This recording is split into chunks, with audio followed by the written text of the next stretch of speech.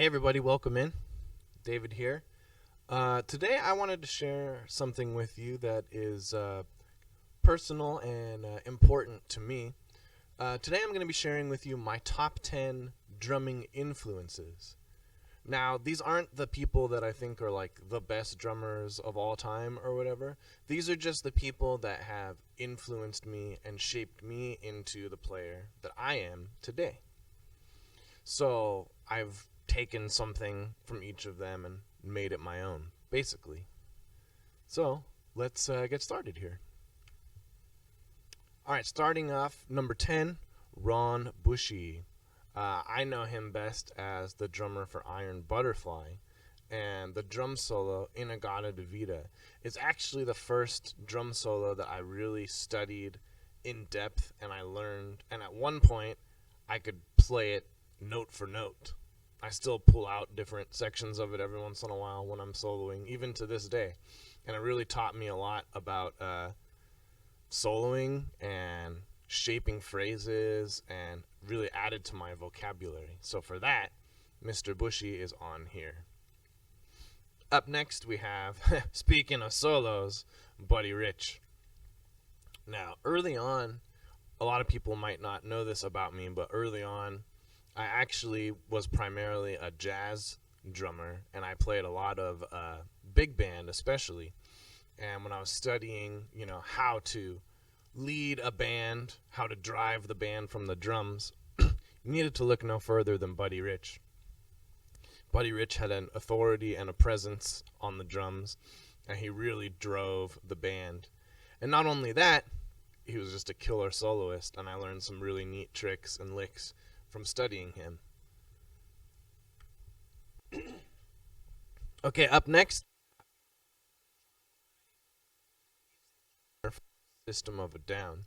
And the reason that he is included on this list is because I remember vividly in 7th and 8th grade, Toxicity was an album that I listened to a whole bunch.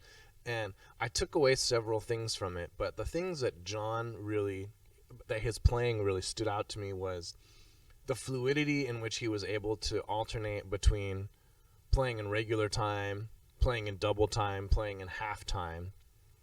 I learned a lot from listening to that. And then also the way that he incorporates the toms, not just for fills, but he actually has entire grooves that are based around the toms. And that kind of opened my eyes to a different approach to drumming altogether. All right, number 7, we put Taylor Hawkins. Taylor Hawkins was, sadly, a singing drummer, and that's what I am too. I'm actually a drummer that sings. Definitely a drummer first, singer second, but I do sing from the drums, and he's one of the greatest examples of how to do that because unlike some drummers, singing doesn't really affect his playing. Like, he doesn't have to simplify what he's doing to sing. He keeps playing all these really intricate and cool grooves while singing. So he's really mastered and can separate his brain into two different parts. And then his approach to rock drumming and quarter note grooves, driving on the snare drum with quarter notes, was another thing that I took away from him. Singing, drumming. Number 6, Neil Peart. What can you say about Neil? He was a giant of the drumming industry, both literally and figuratively. He was very tall, and he was a great drummer and a huge presence in the rock world. I actually use his signature drumsticks from ProMark. Those are the sticks that I like to use. Perfect balance and feel for me. And obviously, one thing I took away from him was playing in different time signatures and coming up with ways to fit grooves into odd and mixed meters that weren't, your standard 4/4, 2/4 drumming. And as well as how to approach playing drums as just a solo instrument without any accompaniment. He kind of turned the drum solo into an experience and became sort of a one-man orchestra in a sense with his ability to drum solo. All right. Number 5 is the first of a couple of different guys named Dave. Dave Weckl, early on when I was drumming, well, first I liked to use those orange drumsticks that he's playing with. But I had a great opportunity when I was young, developing drummer, to attend a master class that he put on, and I absorbed everything he said like a sponge. And I learned a whole bunch about tuning drums, and the way that I tune my drums to this day is still based off of his philosophy on tuning drums. And then my bass drum right foot technique is something that he also influenced me and showed me how to do. So in addition to having just great chops and being an all-around amazing drummer, his philosophical approach and his technique were actually the things that I took most away from him. Okay, I know this is going to sound kind of cliche, but Tony Williams literally changed my life. I was in a real drumming rut, a funk, as you know, anybody who does anything for a long time can be in. I've been drumming since 2001, so, you know, I've had my share of ups and downs. I stumbled across, in my YouTube viewing, a masterclass that Tony Williams put on, and I just sat back and watched the whole thing, and by the time I was done, everything that I thought I knew about drumming had changed, and that was a good thing. It was a really good thing. His stick technique is the number one thing I took away from him, and I still use that to this day. The way that he holds his sticks and strikes the drum, the angle that he uses, his fingers on the sticks, I use that to this day. And then his approach of the drums are another instrument. In jazz, he's saying basically, you know, there's like this discrepancy between the rhythm section and the melodic instruments. He views everything as equal. The drums are just another one of the instruments. It's, you know, if you're in a quintet, it's 5 equal parts. And that was a really interesting idea to me. I don't know if I necessarily believe that that is appropriate 100% of the time when you're playing music, but in a jazz setting, it's definitely, he's got some ground to stand on there. And I still think about that when I approach drumming with jazz. Sure, you're keeping time, but you're also your own unique voice and an equal part of the band playing. All right, here's my other Dave, David Garibaldi. If you know anything about my history, then you'll know that during my biggest and longest gig I had, I was in a Tower of Power tribute band. So I was basically spending all of my time drumming, trying to emulate this man. And, you know, I loved doing it, and I learned a lot about the way that he approaches the drums.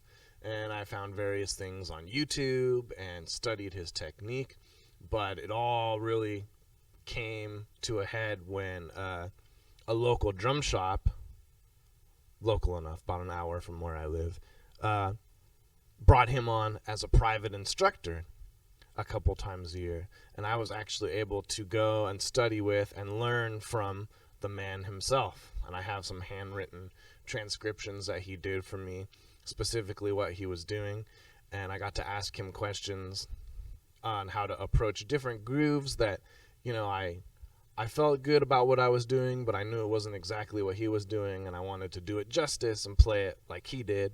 And he was super cool, and he actually even gave me his phone number, and he was like, if you got any questions, you know, I'm touring, but just shoot me a text and I can get back to you when I have some time. He has honored that word. He's such a cool guy.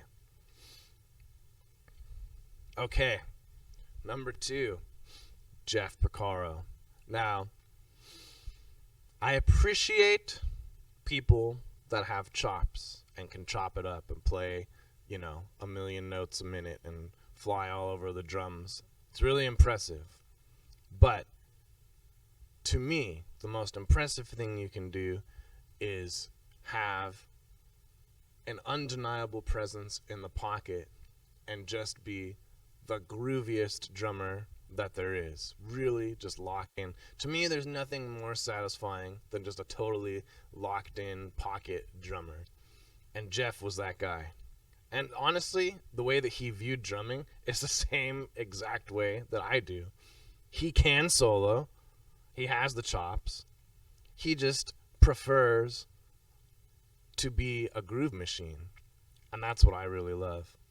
The way that he approaches drumming, the way that he grooves, that was my thing. And it still is my thing. And not only that, if you look at some of his grooves, he has some really iconic stuff. His approach to the shuffle totally changed my view of the shuffle.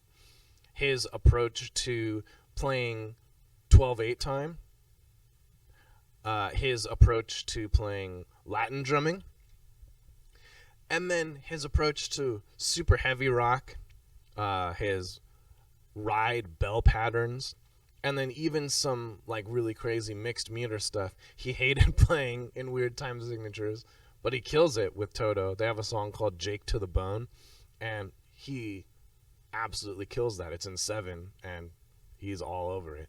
So Jeff, I think, is one of the all-time grooviest drummers ever, and I really try and emulate what he's doing. Okay, so before I get to number 1, I have one honorable mention that I need to bring up. Kind of in a similar vein of Buddy Rich, but as a young up-and-coming jazz drummer, I drew great influence from Gene Krupa, because the big band I was playing with, one of their go-to charts was Sing, Sing, Sing. So, naturally, I had to go to the source material and check it out. And I even came across an old method book that Gene Krupa released as well and pulled some stuff out of there. So, there's 2 ways to think about playing Sing, Sing, Sing. You can either make it your own, or you can try and emulate what he's doing. And I really focused on making it sound as authentic as possible while also adding my own flair to it. And, that's a huge, huge undertaking. It's an incredibly long drum feature, and we're going all the way back to the 1930s when the drums were, like a skeleton of what they are today as far as equipment and stuff, and really not something that you're supposed to feature. They were just there to keep the beat, and this dude put the drums front and center, and there isn't a drummer alive today that doesn't owe something that they do to this guy, because without him, the drums would not be thought of as an important instrument, an instrument that can be put in the spotlight from time to time. All right, number 1. Let's see if you can figure this out. Remember, I love drummers that groove, drummers that stay in the pocket, and drummers that are just rock solid. If you guessed Steve Gadd, you are correct. Now let's look at these credits, okay? Eric Clapton, Steely Dan, Paul Simon. And when I say many, many more collaborations, that's the understatement of the year. Steve Gadd has somewhere over 3,000 recording credits to his name. The man is just an absolute monster and a visionary. And when I think about playing in the pocket and having a drum solo that's based off of groove, where you can throw in moments of chops, but you never lose the main groove of what you were doing, Steve is the master. He has a method book, it's kind of like warm-ups, called Gaddaments.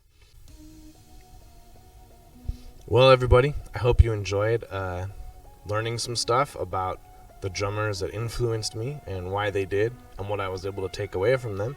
And, maybe you know a little bit more about me now, too. So, in the comments, I would love to hear, who are your biggest influences? Do we share any of the same influences? Give me a shout out. Tell me what you think. All right, until next time, everybody, have a great one. Peace.